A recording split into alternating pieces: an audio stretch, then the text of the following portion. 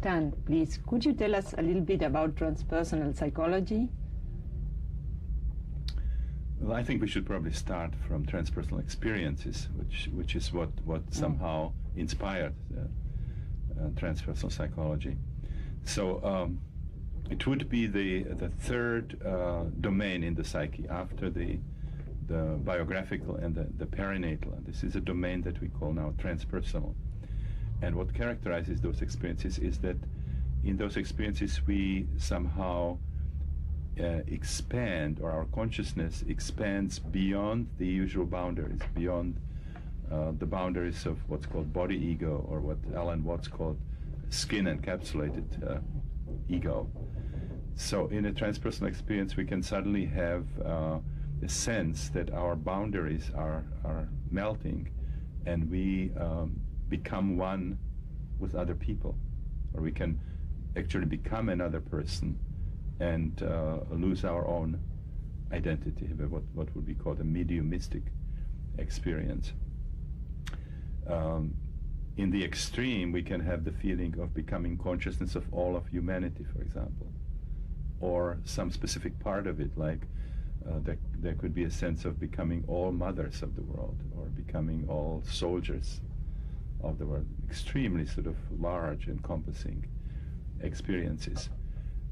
It doesn't have to stay in the human realm. We can also go into the animal realm, for example, and have experiences of different life forms, from primates all the way down to viruses, to bacteria.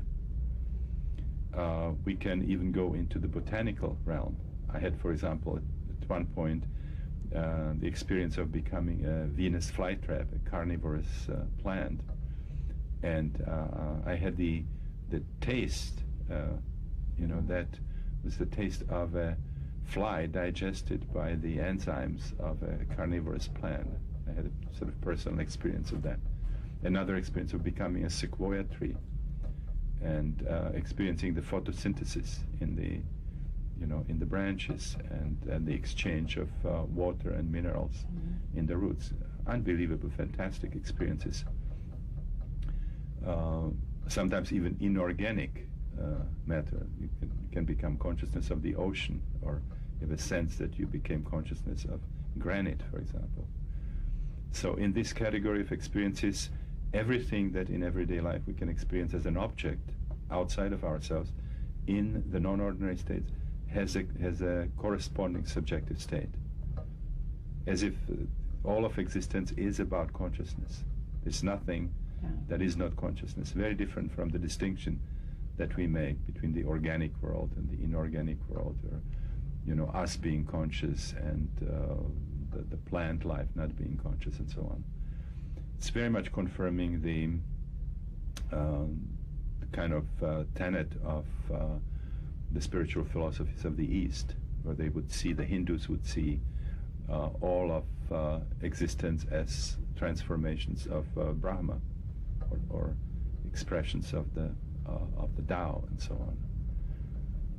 on. Another category of transpersonal experiences transcends time.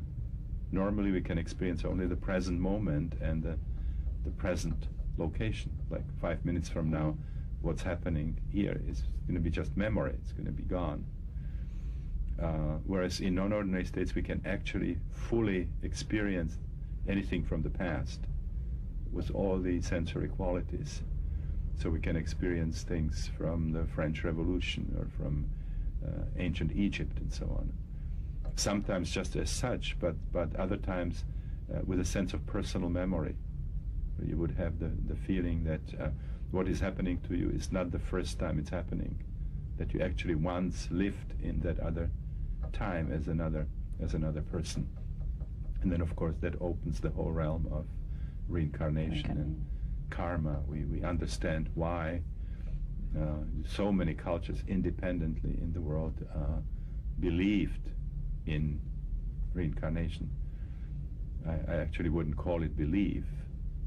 When they asked Jung during an interview when he was over 80 years old, and he was interviewed by a BBC journalist, and at one point the journalist asked him, Dr. Jung, do you believe in God? And this wonderful smile came on his face, and he says, I don't believe, I know.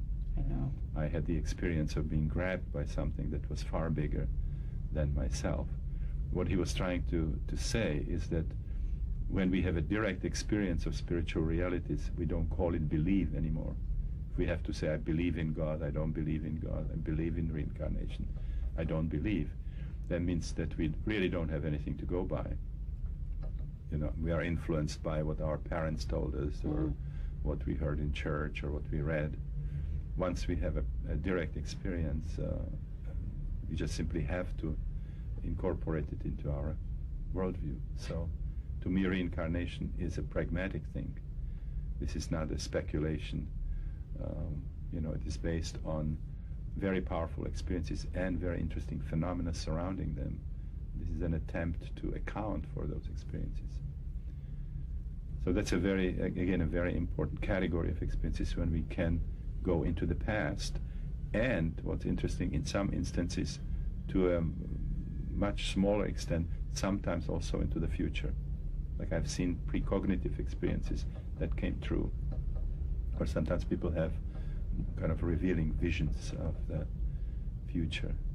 A lot of it is happening in near-death experiences, for example. Even people who have the UFO abduction phenomena sometimes have these visions of the future. So those are the two important categories of transpersonal experiences when we transcend the spatial boundaries and become something or somebody else in the universe, and learn new things.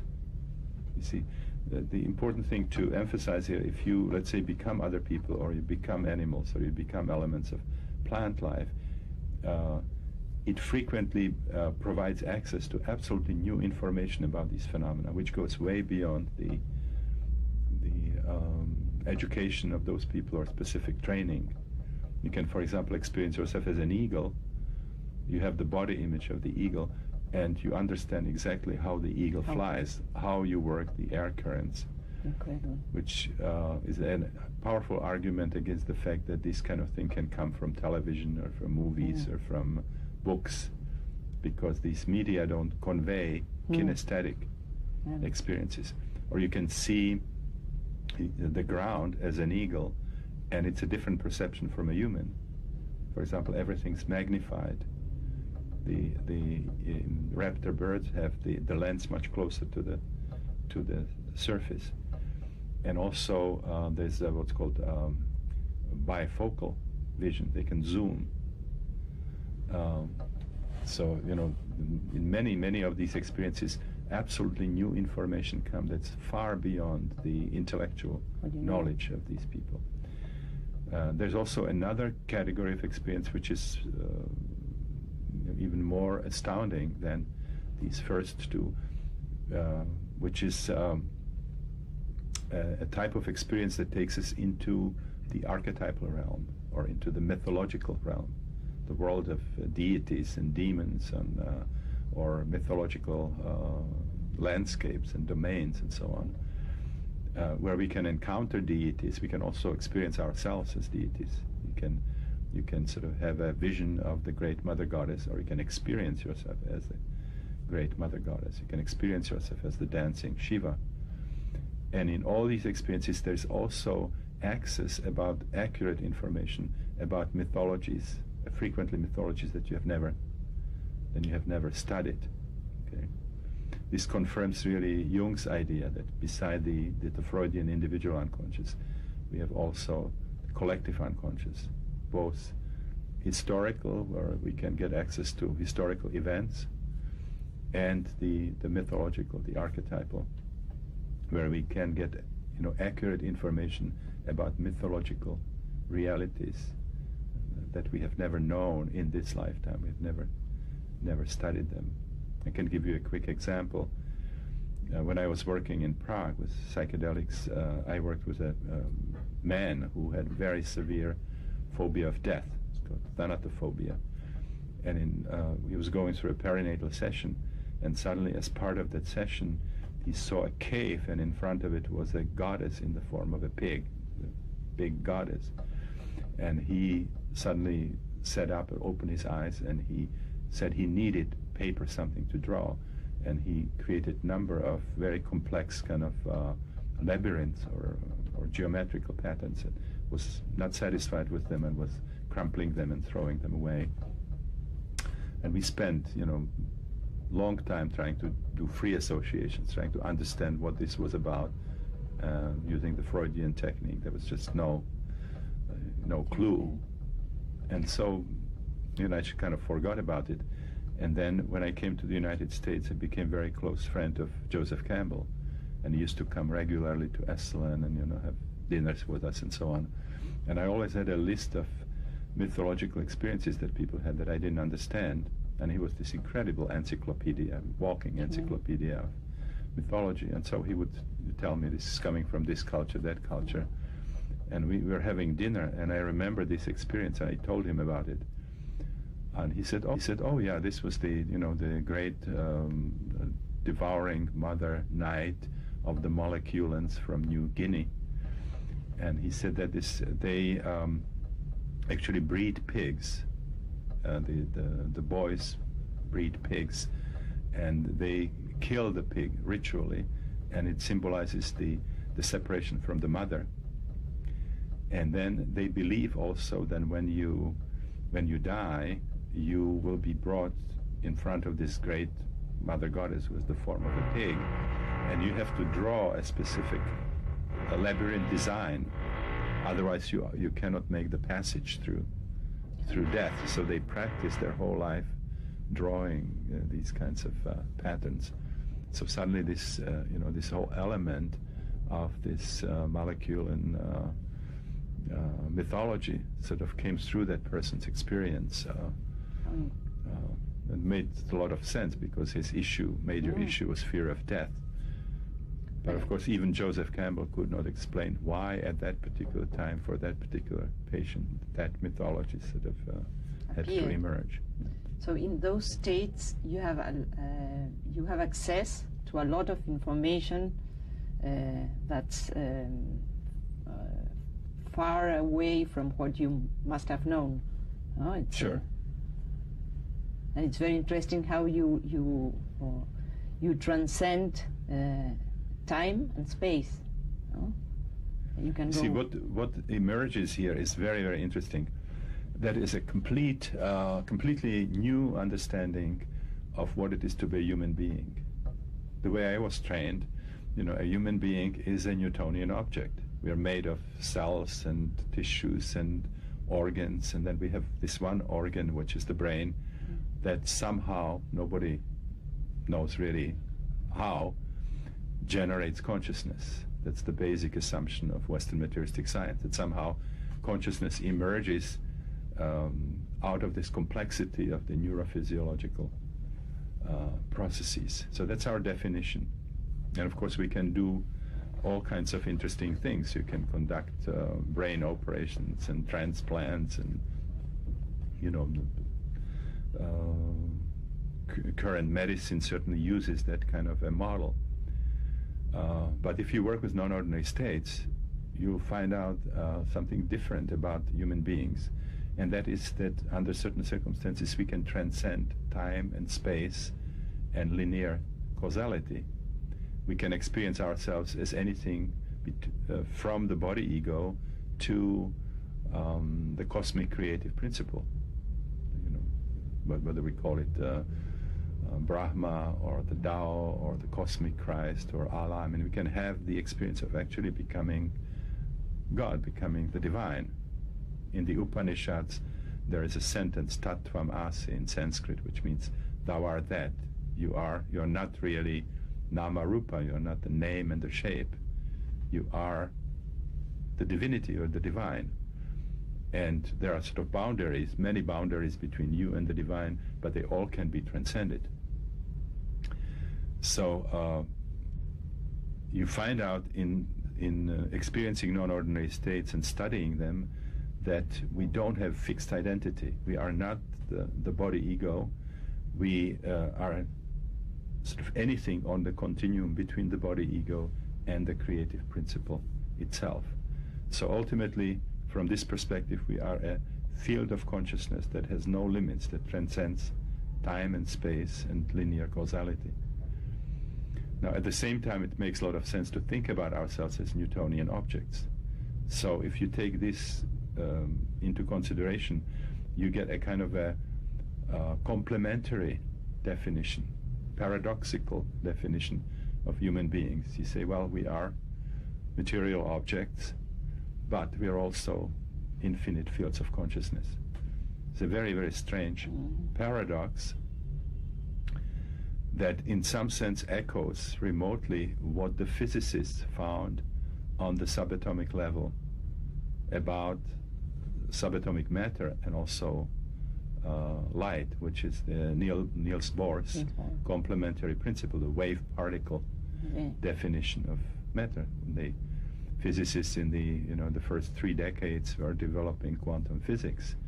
They were running into this incredible paradox that in some experiments it seemed that subatomic matter and light were of particular nature, but in some other experiments they have wave-like properties. And they first were trying to find what Einstein called a visualizable model, to really imagine what they were working with.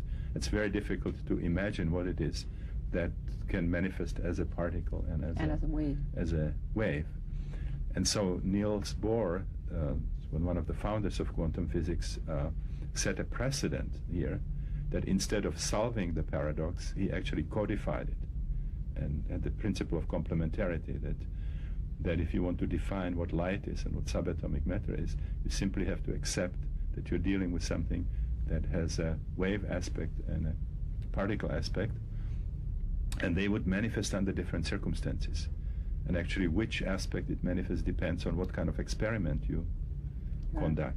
Fritjof Capra, a good friend of mine, says in these kinds of experiments, if you ask a particle question, you get a particle answer. If you ask a wave question, you get a wave answer. And it's interesting that Niels Bohr wrote a book where he said that he believes that ultimately this paradox will appear in all other scientific disciplines, that physics is just the first one. He won the Nobel Prize for that discovery, no?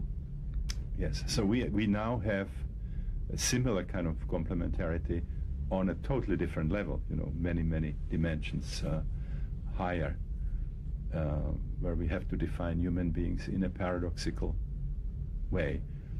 And there's now an interesting possibility of trying to integrate those two, which is of course the holonomic, the holographic thinking. If you have holograms, you have a field of light that's unified.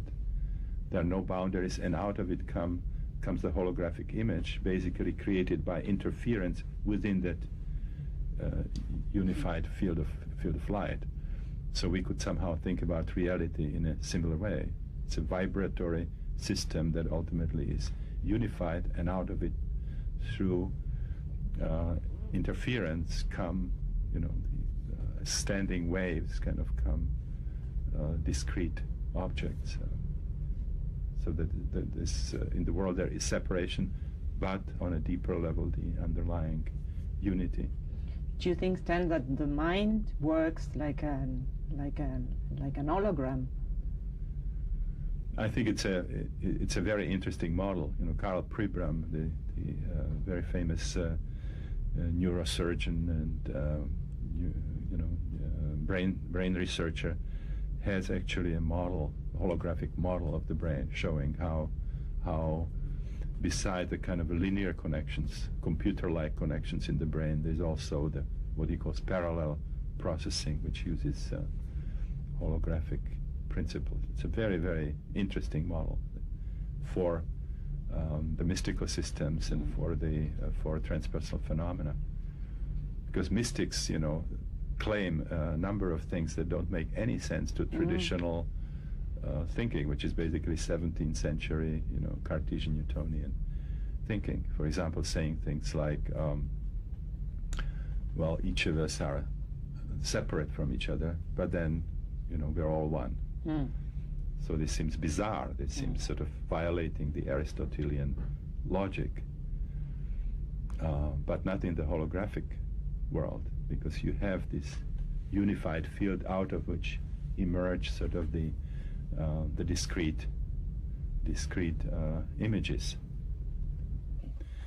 There's another statement that we hear from the mystics, which is very quizzical, doesn't make any sense from a traditional perspective, which is each of us obviously is an insignificant part of an extremely large universe.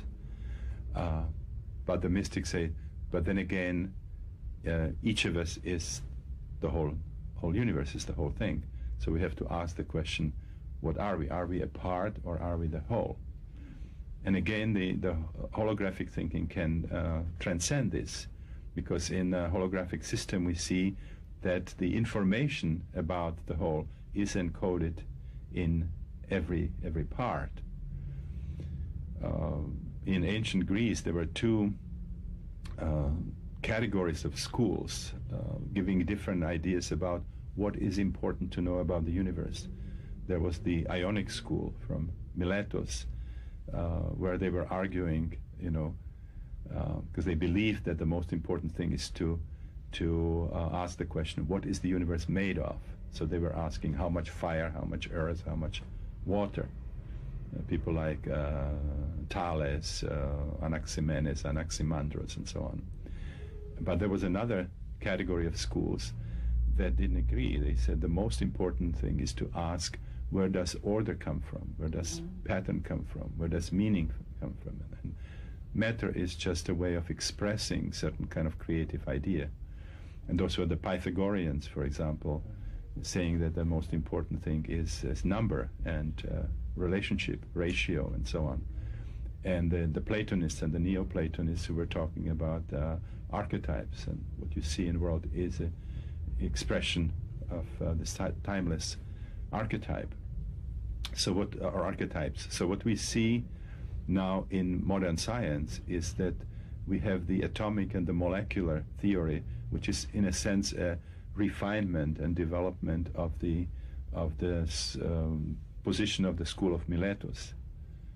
Science is telling us what the world is made of, but if you think about it, it's not the whole question, because it's not just the building block, but also the form and the pattern. Rupert Sheldrake says you can have a certain amount of water and glass and wood and so on, and you can build a castle, a cathedral, and a tenement house.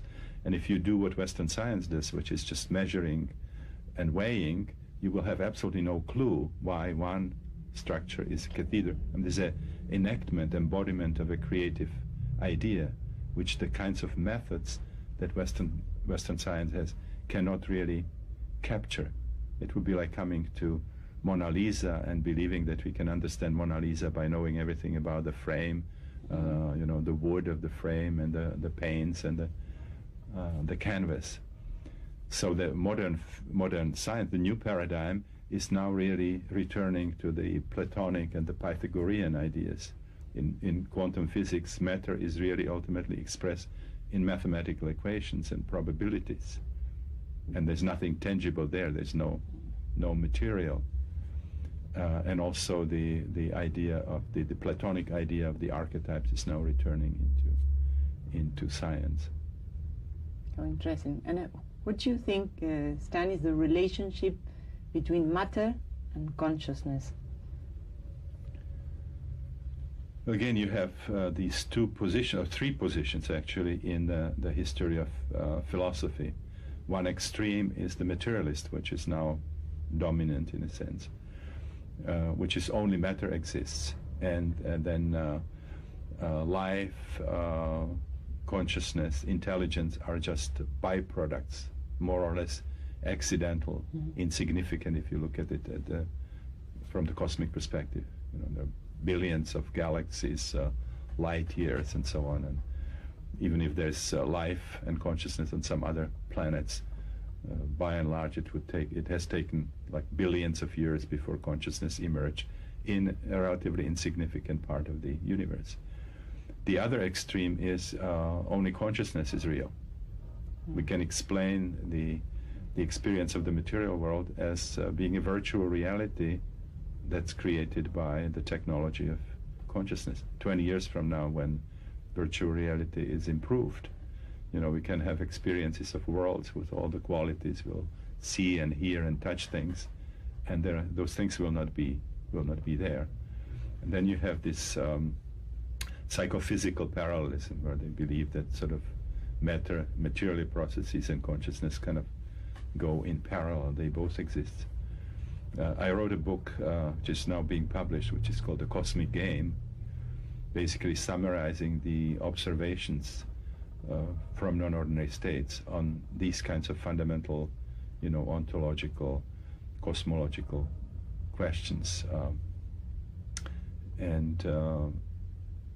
This would pretty much be my position as well, because, you know, my worldview has been shaped very strongly by the experiences of non-ordinary states.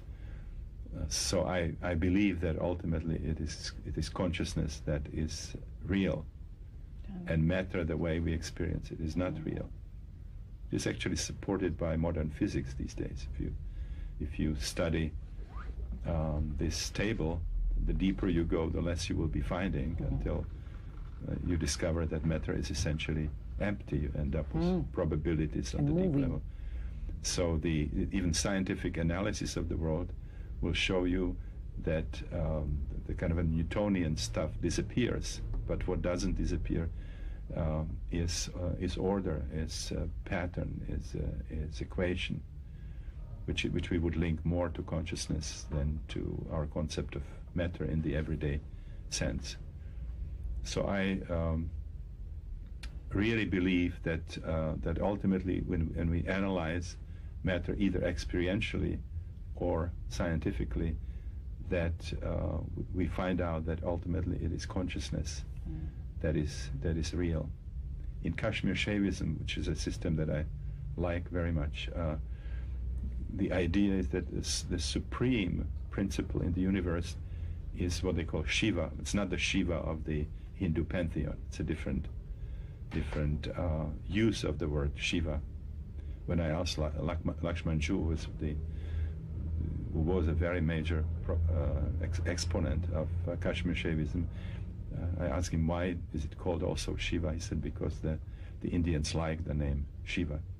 But for them, the supreme principle is the fact of consciousness and the fact of existence, the fact that something exists, which in itself is a tremendous mystery. Why should anything exist rather than not exist?